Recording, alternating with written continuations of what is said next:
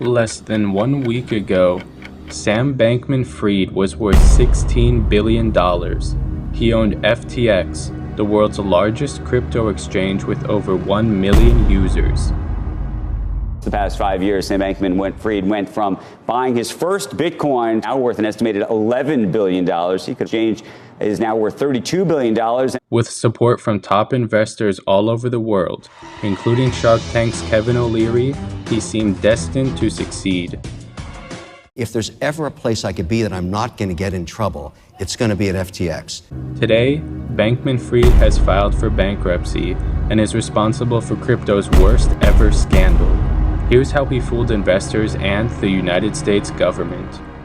In 2019, he founded FTX, a website where investors could buy and sell cryptocurrency, also known as digital currency. FTX created its own crypto coin called FTT that users could trade with, and traders got discounts and other incentives to use the coin. Bankman-Fried called FTT the backbone of the FTX ecosystem.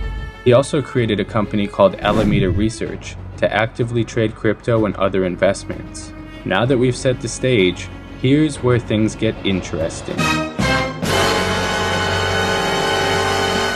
He took customer funds from FTX and transferred them to Alameda Research, where he used them to invest in other cryptocurrencies such as Solana, which have done very poorly in recent months.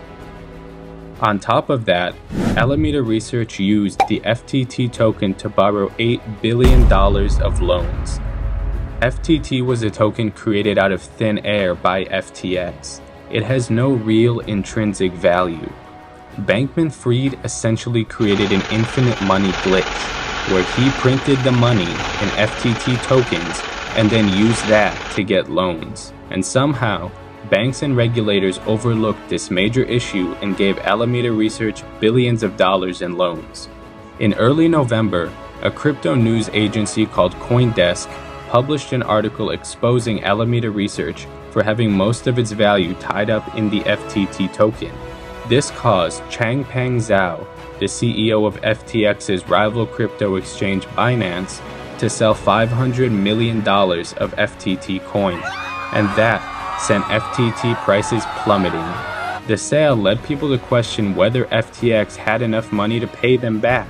Of course, FTX did not have that money, since it lost it through the risky, failed investments of its sister company, Alameda Research. FTX has since frozen all customer funds and filed for Chapter 11 bankruptcy. Customers will likely not get their money back as FTX and Alameda have $9 billion in liabilities and only $900 million in assets. As Warren Buffett once said, "If you told me you owned all of the Bitcoin in the world, and you offered it to me for $25, I wouldn't take it because what would I do with it?" Crypto has no intrinsic value like a house, car, or a factory. Its value is solely derived from what people are willing to pay for it, and that means it can collapse in an instant.